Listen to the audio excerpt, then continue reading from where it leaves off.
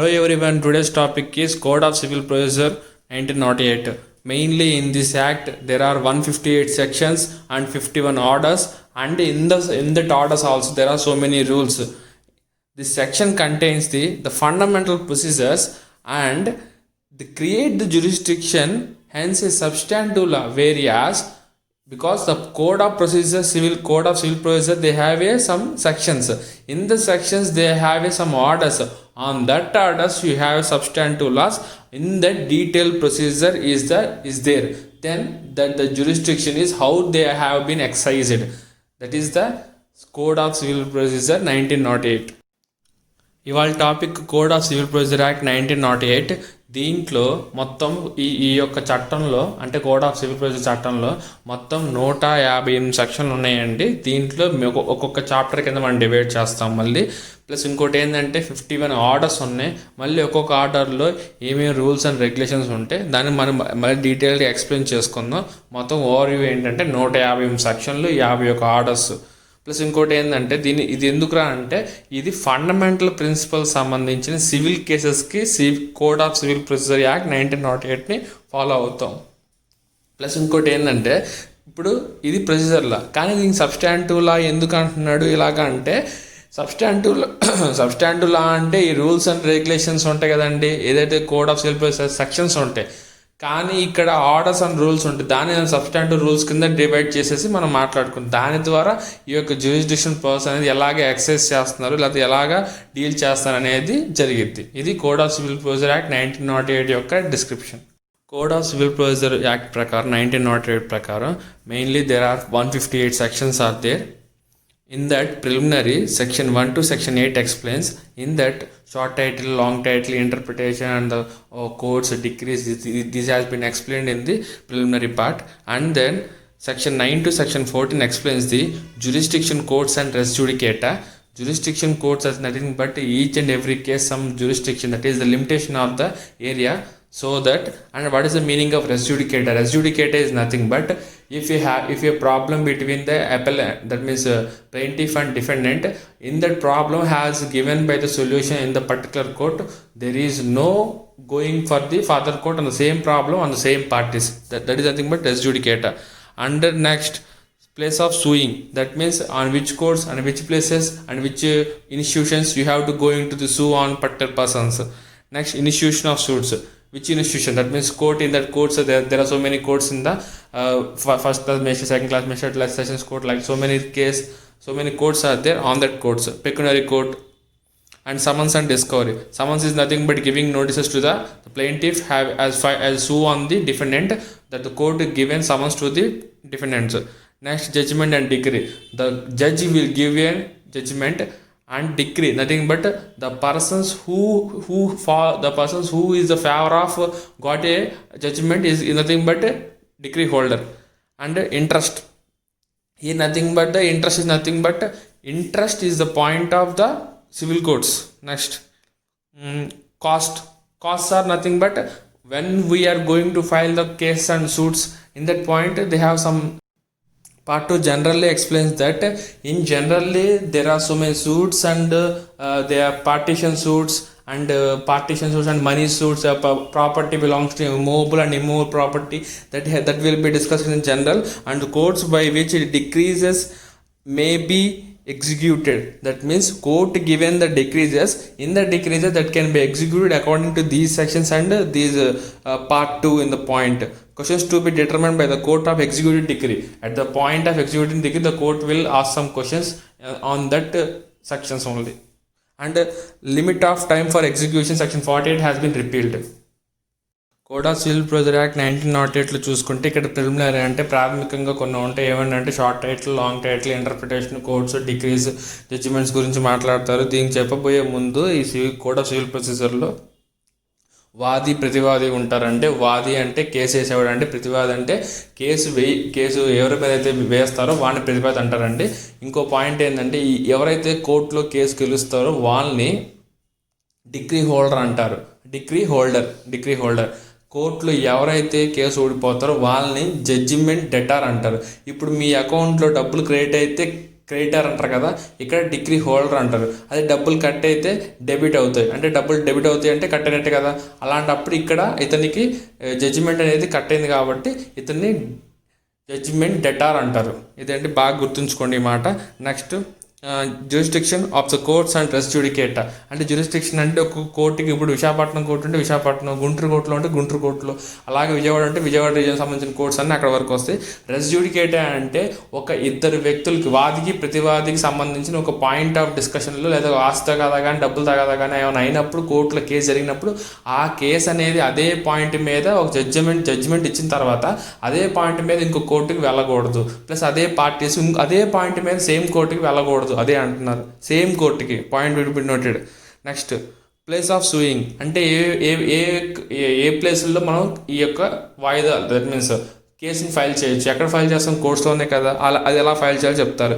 Institutions అన్న court side, మళ్ళీ courts difference ఉంటాయి కదా, దాని గురించి కూడా మాట్లాడతాడు. Summons and discovery. సమన్స్ అనేది అంటే మీకు నోటీస్ ఇస్తారు కదా. ఇప్పుడు నేను ఒక వాది అనేవాడు ప్రతివాది మీద కోర్టులో కేసు ఇచ్చినప్పుడు కోర్టు నుంచి అతనికి కాగితాలు వెళ్తాయి. నెక్స్ట్ జడ్జిమెంట్ అండ్ డిగ్రీ అంటే ఏదైతే జడ్జి గారు ఇచ్చే ఫైనల్ స్టేట్మెంట్, అంటే వాది వైపు న్యాయం ఉందా ప్రతివాది వైపు న్యాయం ఉందా అనేది జడ్జిమెంట్ ఇస్తారు కదా, దాని జడ్జిమెంట్ అంటారు. డిగ్రీ అంటే ఆ జడ్జిమెంట్ ఎవరి వైపు అయితే ఇస్తారో దాన్ని జడ్జిమెంట్ ఇస్తారు కదా, దాన్ని డిగ్రీ అంటారు. జడ్జిమెంట్ ఇచ్చేదాన్ని డిగ్రీ అంటారు. Next interest.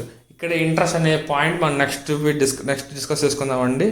నెక్స్ట్ కాస్ట్ అంటే ఏంటంటే ఇప్పుడు మనం కేసు వేస్తున్నాము, లేకపోతే ఒక రేట్ ఆఫ్ ఇంట్రెస్ట్ సంబంధించిన, ఇప్పుడు మనీ మ్యాటర్ సంబంధించిన ప్రామిసరీ నోట్లు ఇలాగ వేస్తాం కదా, అట్లాంటి సంబంధించిన కాస్ట్, ప్లస్ ఏంటంటే కోర్టులో సూట్ వేయాలంటే ఎంత వేయాలి కాస్ట్ అనేది దీని గురించి కూడా ఎక్స్ప్లెయిన్ చేస్తారు. నెక్స్ట్ పార్ట్ 2 జనరల్ టాపిక్స్ అండి. ఎలాగంటే ఇప్పుడు ప్లెయింటిఫ్ ఎవరు, రెస్పాండెంట్ ఎవరు, సూట్స్ ఎవరు, పార్టిషన్ సూట్ ఎవరు, ఈ మనీ డిస్ప్యూట్స్ ఏంటి, మళ్ళీ ఇమ్మూవబుల్ ప్రాపర్టీ ఏంటి, ఇమ్మూవబుల్ ప్రాపర్టీ గురించి మొత్తం దాంతో సెక్షన్ 36 నుంచి 37 వరకు ఎక్స్ప్లెయిన్ చేస్తారు. Next courts by which decrease may be executed. అంటే కోర్ట్స్ న్యాయస్థానాలు ఎట్లాంటి డిక్రీస్ని ఎగ్జిక్యూట్ చేస్తాయి, ఒకవేళ ఎగ్జిక్యూట్ చేయాలంటే ఏ పాయింట్ ఆఫ్ క్వశ్చన్స్ అనేది ఎక్స్ప్లెయిన్ చేయడానికి సెక్షన్ 47 చెప్తుంది. Next limit of time for execution. అంటే ఈ పాయింట్ని రిపీల్ చేశారండి, అంటే సెక్షన్ 48ని రిపీల్ చేశారు. In that part 2, transferees and legal representatives. Transferees is nothing but the person who got transfer the property. That property, who taken the property in the forwarding situations is nothing but transferees.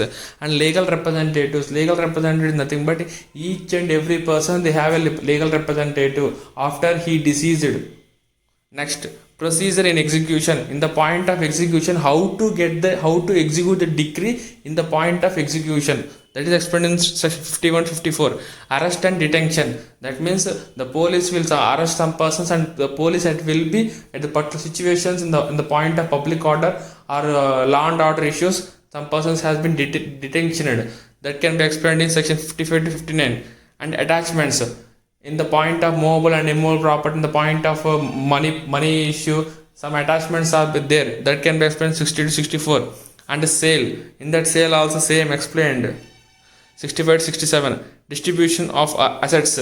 And in the point of partition suits, that means movable property, immovable property, in the partition suits are there. At that time, distribution of assets will be divided into how many legal heads are there. That the point that is the taken as a ratio of the legal heirs. Next, resistance to the execution.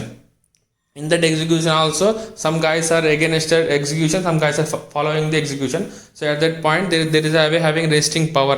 That means to protect it. Commissions. That means if the court, the judge, he will not go outside. At that time, he will appoint one advocate. He will be the commissioner of 1 day or 2 days or out of the case. That means, for example, in some cases, some cases will be taken as a long period. At that time, the court or the judge will appoint an advocate as a commissioner.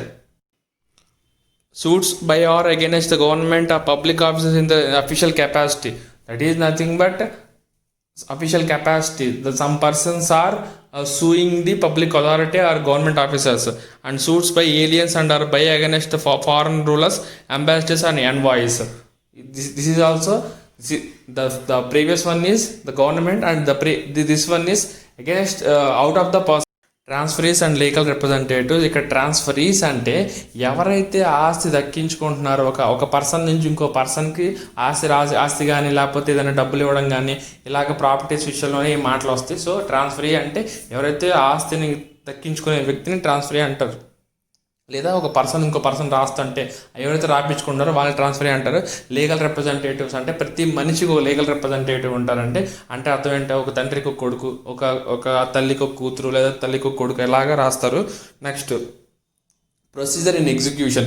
ఇది ఎలాగ execute చేయడం అంటే suits కానీ లేదా partition suits కానీ ఇలాంటివి ఏదైతే court judgement degrees కానీ ఏదైనా సంబంధించింది ఎగ్జిక్యూషన్ ఎట్లా చేయాలి. అరెస్ట్ అండ్ డిటెన్షన్ అంటే అరెస్ట్ ఎట్లా చేయాలి, డిటెన్షన్ ఎట్లా చేయాలి. డిటెన్షన్ అంటే మీకు తెలుసు కదా, ఏదైనా సరే లా అండ్ ఆర్డర్ ఇష్యూస్ వస్తున్నప్పుడు ఇతను కానీ బయటికి వెళ్తే ఇక్కడ తీవ్రత అయినప్పుడు అలాంటి వ్యక్తిని హౌస్ అరెస్ట్ చేయడం ఇలాగ చేస్తారు కదా, ఆర్టికల్ 22 అలా చెప్తుంది మనకి కాన్స్టిట్యూషన్లో. నెక్స్ట్ అటాచ్మెంట్స్ అంటే మూవబుల్ ప్రాపర్టీ సంబంధించింది ఏదైనా సరే జప్తు చేయాలన్నప్పుడు ఈ సెక్షన్ యూస్ చేసుకొని వాళ్ళు జప్తు చేస్తారు అటాచ్మెంట్స్ అంటే. నెక్స్ట్ సేల్ అంటే మీకు తెలుసు, అమ్మడం. నెక్స్ట్ డిస్ట్రిబ్యూషన్ ఆఫ్ అసెట్స్ అంటే ఇప్పుడు ఒక ఫ్యామిలీ సంబంధించిన పర్సన్స్ అనేవాళ్ళు వాళ్ళ ఒక ఆస్తి కోసం పార్టీషన్ సూట్ వేసినప్పుడు నాకెంత అన్నప్పుడు వాళ్ళకి ఆస్తులు అనేది ఎలాగ పంచాలనేది చెప్తారు. రెసిస్టెన్స్ టు ఎగ్జిక్యూషన్ అంటే రెసిస్టెన్స్ అంటే మీకు తెలుసు కదా, ఇప్పుడు హ్యూమన్కి ఈ కరోనా రాకుండా కానీ జబ్బు రాకుండా అంటే అది వాడికి రెసిస్టెన్స్ పవర్ ఎక్కువ ఉంది కాబట్టి వాడికి రాదురా అంటారు. అంటే నిరోధించడానికి శక్తి ఉండాలి, అది రాకుండా మనకి శక్తి ఉండాలి. అలాగే ఎగ్జిక్యూషన్ కూడా శక్తి సంబంధించిన రెసిస్టెన్స్ గురించి మాట్లాడతారు. కమిషన్స్ అంటే ఇప్పుడు చూడండి, హైకోర్టు సంబంధించిన కొన్ని కమిషన్స్ ఏర్పడతాయి, మళ్ళీ సుప్రీంకోర్టు కానీ కొన్ని కమిషన్స్ ఏర్పడతాయి. అంటే కమిషన్స్ అంటే ఒక కమిటీని ఏర్పాటు చేసి ఒక రిపోర్ట్ మీద మనం దాని గురించి డిస్కస్ చేసి ఒక కోర్టుకి, హైకోర్టుకి కానీ సుప్రీంకోర్టు కానీ పర్టికులర్ రిపోర్ట్ ఇస్తాను కమిషన్స్ అంటారండి. ఇంకొకటి ఏంటంటే ఇక్కడ కమిషన్ ఇంకో పదం వాడచ్చు. ఇదేంటంటే జడ్జి అనేవాళ్ళు ఒక కేసు సంబంధించింది పర్టికులర్ కేసులో ఆ జడ్జి గారు కోర్టు వెళ్ళదు కాబట్టి ఒక కోర్టులో ఉన్న సీనియర్ అడ్వకేట్ కానీ లేదా వాళ్ళకి సంబంధించిన ఒక అడ్వకేట్ని అపాయింట్ చేసి ఈ యొక్క డిస్ప్యూట్ సంబంధించింది కోర్టు తరపున ఒక వ్యక్తి పంపించింది, అతన్ని కమిషనర్ అంటే కోర్టు కమిషనర్ అంటారు. అతను ఏదైతే ఆ కేసు ఎప్పుడైతే ఉండిద్దో లేదా జడ్జిగా ఇచ్చిన టాస్క్ ఎంతవరకు అయితే ఉంటుందో ఆ టాస్క్ అయ్యే వరకు అతనే జడ్జి ఆ కేసు సంబంధించింది. ఎందుకంటే ఆ మొత్తం రిపోర్ట్ మొత్తం తీసుకెళ్ళి జడ్జి గారికి సబ్మిట్ చేయాలి. అతను కూడా కమిషనరే అంటారు, కోర్టు కమిషనర్ అంటారు. Next part 4 suits by or against the government or public officers in their official capacity. That means you are against the suits by the government officers of the public officers in their official capacity. అంటే దీనికి సంబంధించిన government officers వాళ్ళకి సంబంధించిన capacity IAS, IPS, IRS, IFS లేకపోతే ఎవరైనా కానీ CS కానీ ఇలాగా వాళ్ళకి సంబంధించిన సూట్స్ వేసుకోవచ్చు. Next suits by aliens and by against foreign rulers and ambassador and voice. Ambassador మీకు తెలుసు కదండి, ఇండియన్ అంబాసిడర్, ఇలాగా అమెరికా సంబంధించిన అమెరికన్ అంబాసిడర్, వీటికి సంబంధించిన కూడా ఈ సెక్షన్లో ఎక్స్ప్లెయిన్ చేస్తుంది నీట్గా. Suits against the rulers of former Indian states. That means here state is belongs to the central or state government. That is nothing but the suits against former persons or former presidents or former chief minister, former prime ministers. This has been suits. This can be explained in 87B. Interpleader. Here what is the meaning of interpleader means, for example, you taken the loan or you taken some amount from your friends. You are A, you are taken the money from B and C. But here what you have to, at that point of repayment of money to B and C, there is a dispute between B and C. On that point I will take more interest and the C also I will take more interest. At the point of interest rate or the principal amount, on that point they have a dispute. Here A is no interest on the point of disputes. At that time A have to repay the amount. So at that time the third persons, that means the plaintiff is one person here A and defendants are more than 2 or other persons. Here the person is ready to given, but that money is taken, that person is not ready. So at that time here that is the meaning of interpleader. One plaintiff, 2 or more the defendants, they have to first they solve the problem, then only they have to claim the one particular person, then only A will given to the money. That is the meaning of interpleader. Next, arbitration is nothing but you have to solve the problems outside of the courts. That person who solved the problems is known as arbitrators. In that point this process is called arbitration. Next, special cases. On the particular point the Supreme Court or high courts or district courts or local courts, they will take the special cases and they will exercise on the duties on the special cases. Public nuisance and other wrongful acts affecting the public. That means public nuisance and some wrongful unlawful assemblies. Unlawful assemblies has been explained in this section. And supplementary proceedings. Supplemental proceeding means there is a one above proceedings. On that proceedings, besides this also supplementally the proceedings will be started, in that explained in the section 94 to 95. Appeals from original decrees. That means the judge give the judgment. On the judgment they have to appeal in the decrees. That is nothing but appeals from original decrees. Appeals from appellate decrees. Appellates means here the appropriate authority. For example, in the Company Act or Environmental Act, NCLT has given us companies legal, National Company Legal Tribunal or Tribunal Acts. The tribunals give some appellate judgments. On the judgments they can be called as the appellate authorities. On the authorities also you can go for the appeals. That can be explained section 100 to 103. Appeals from orders. That is nothing but same thing, orders and decrees. We can detailed explain distinction between order and decree and order and rules in the following or in the upcoming videos definitely. Suits against rulers of former Indian states. ఎవరైతే ఈ ఇండియాకి సంబంధించింది వాళ్ళ యొక్క chief minister కానీ prime minister కానీ ఎవరైతే farmer presidents కానీ ఎవరైతే ఉంటారో రాజ్యాలను వెళ్ళిన వ్యక్తులకి వాళ్ళకి సంబంధించి కూడా మనం కేసులు వేయచ్చండి. అంటే వాళ్ళకి సంబంధించి వాళ్ళ మీద కూడా వేయచ్చు అని చెప్తుంది సెక్షన్ 87B. ఇంటర్ప్లేటర్ అంటే ఏ అనే వ్యక్తి బి అండ్ సి దగ్గర డబ్బులు తీసుకున్నాడండి. డబ్బులు తీసుకుంటే ఇప్పుడు బి అండ్ సి కలిసి డబ్బులు ఇచ్చారు. ఆ డబ్బులు ఇచ్చినప్పుడు ఏ అనే వ్యక్తి ఆ డబ్బులు రిటర్న్ ఇచ్చేటప్పుడు, కాకపోతే ఎక్కడ వస్తుందంటే ప్రాబ్లం, బి అండ్ సి వాళ్ళిద్దరు కొట్టుకుంటున్నారు. నాకు ఎక్కువగా రావాలి ఇంట్రెస్ట్ అంటే నాకు ఎక్కువగా రావాలని చెప్పి వీళ్ళిద్దరికి సంబంధించింది ఇప్పుడు ఏమంటాడంటే నీ ఏ అనే పర్సన్ నేను డబ్బులు ఇస్తా అన్నాడు, కానీ బి అండ్ సి సంబంధించిన డిస్ప్యూట్ వస్తుంది, నేను ఎవరికి ఇవ్వాలి అనే పాయింట్ మీద ఈ డిస్కషన్ వచ్చింది. కాబట్టి ఫస్ట్ వాళ్ళిద్దరిని తేల్చుకుంటే వాళ్ళిద్దరు ఎవరైతే కరెక్ట్గా నేను నాకు ఇచ్చిన వాళ్ళు ఎవరు, లేకపోతే నేను ఇంత అమౌంట్ తీసుకుంటే మిగతా అమౌంట్ ఇంత ఇచ్చాయని చెప్పి అంటారు, వాళ్ళకే అప్పుడు ఇస్తానని చెప్పి దీన్నే ఇంటర్ప్లేటర్ అంటారండి ఈ యొక్క పాయింట్ ఆఫ్ ఈ ప్రాసెస్ని. Next arbitration. కోర్టుకి సంబంధించింది కాకుండా అవుట్ సైడ్ ఆఫ్ ద కోర్టే మీరు ప్రాబ్లమ్స్ని సొల్యూషన్స్ చూపించి ప్రాబ్లమ్స్ని తగ్గించే వాళ్ళని ఆర్బిట్రేటర్ అంటారు. ఈ ప్రాసెస్ని ఆర్బిట్రేషన్ అంటారు. స్పెషల్ కేసెస్ అంటే ఈ కోర్టుకి కొన్ని స్పెషల్ కేసెస్ వస్తాయండి. ఏంటంటే ఒకవేళ ఒక జ్యూరిస్డిక్షన్లో ఉన్న కేసులు ఇంకో జ్యూరిస్డిక్షన్లోకి వెళ్తాయి, అప్పుడు అలాంటి కేసెస్ స్పెషల్ కేసెస్ ఉంటాయి. ఆ స్పెషల్ కేసెస్ని కూడా డీల్ చేస్తారు అకార్డింగ్ టు సిపిసి సెక్షన్ 190 ప్రకారం. Section 90 public nuisance and other wrongful acts effecting the public. అంటే పబ్లిక్ న్యూసెన్స్ కాకుండా ఇంకో అదర్ ఫ్యాక్టర్స్ అంటే అన్లాఫుల్ అసెంబ్లీస్ ఇట్లాగా కొన్ని సివిల్ కేసు సంబంధించిన కూడా వస్తే అప్పుడు మనం దాని గురించి కూడా ఎక్స్ప్లెయిన్ చేస్తుంది ఈ సెక్షన్.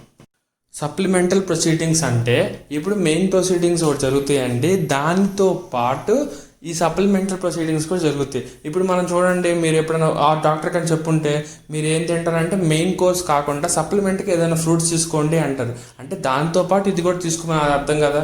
సేమ్ ఇక్కడ కూడా అంతే అండి. Appeals from original degrees. Judge గారు ఇచ్చిన ఏదైతే డిగ్రీస్ ఉన్నాయో దాన్ని ఒరిజినల్ డిగ్రీస్ అంటారు. అంటే ఇక్కడ ప్రతి ఒక్కటి జడ్జి గారే ఇస్తారు, కాకపోతే ఒరిజినల్ డిగ్రీస్ సంబంధించిన పాయింట్లో నేను మాట్లాడుతున్నాను. అపీల్స్ ఫ్రమ్ అపెలెట్ డిగ్రీస్ అంటే ట్రిబ్యునల్స్ సంబంధించింది, లేకపోతే ఈ యొక్క కమిటీస్ ఇచ్చిన రిపోర్ట్స్ కానీ అక్కడ కూడా మీరు చూసారు. ప్రతి ఒక్క కమిటీలోనూ ఒక జడ్జ్ ఆఫ్ ద హైకోర్టు లేకపోతే X judge of the high court సంబంధించిన ఒక న్యాయ వ్యవస్థ సంబంధించిన ఒక చైర్మన్గా వ్యవహరిస్తారు. వాళ్ళు ఇచ్చిన జడ్జిమెంట్ కూడా జడ్జిమెంటే అయ్యింది. అలాంటి సంబంధించి అపెలెట్స్ అంటారు, అంటే అప్రాపరేట్ అథారిటీ వాళ్ళు ఇచ్చే జడ్జిమెంట్ని అప్రాపరేట్ డిగ్రీస్ అంటారు. Next appeals from orders. అంటే ఆర్డర్స్ అంటే ఇప్పుడు జీవో ఉంది, గవర్నమెంట్ ఆర్డర్స్, లేకపోతే నేషనల్ గవర్నమెంట్ అంటే సెంట్రల్ గవర్నమెంట్ ఆర్డర్స్ వస్తే సిజిఓ, ఇలాగ ఆర్డర్స్ ఇచ్చిన దాని మీద కూడా మనం అపీల్స్కి వెళ్ళొచ్చు అనేది సెక్షన్ 104 నుంచి సెక్షన్ 106 చెప్తుంది. There are some general provisions relating to the appeals that can be explained in section 107 and section 108. Appeals to the Supreme Court. In certain cases you have failed in the high courts, or you have to failed in the high courts. At the time you go for the Supreme Court. On this basis they have section 109, section 112. Actually this part has section 109 to section 112, but section 110, 111, 111A has been repealed. Part 8, reference, review and revision. That means in particular cases they have a references and they have a reviews and they have a revisions. You have to see in these points in the Supreme Court. Have you seen that that Nirbhaya case? In the recently they are in that case also they have a review petition, revision petition, reference petition. They has been applied in these sections in their Supreme Court. Special provisions relating to high courts not being the court of judicial commissioners. That means judicial commissioners. What is nothing but judicial point of commissioners? I have explained in the point of commissioners, not these commissioners. They have a special provision reference to only high courts only. And what are the rules? That rules explained in the rules and orders. Next, miscellaneous. That is nothing but some extra things has been explained in the 132 to last point section 158. General provisions ఏదైతే అపీల్స్కి వెళ్తామో ఆ general provision సంబంధించింది ఇక్కడ section 107 నుంచి section 108 explain చేస్తుందండి.